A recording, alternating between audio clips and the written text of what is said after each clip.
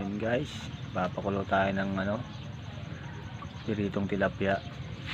Kasi ang ulam natin ngayong hapon ay yan, alam niyo na yan, no? Kung anong ganyan, labong na may saluyo, tapos merong tilapia na pinirito. Tapos niluluto na ako ng kanin doon. Bali dalawa yung kalan namin dito eh. Gumagamit ko na ngayon ng kaolin. Kaolin. Yan yung bantay ko. Ha?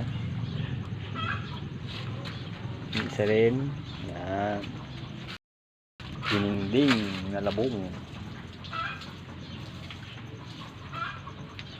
Maulan pa rin sa amin guys. Uy, may pogi doon. Uy, sumilip pa.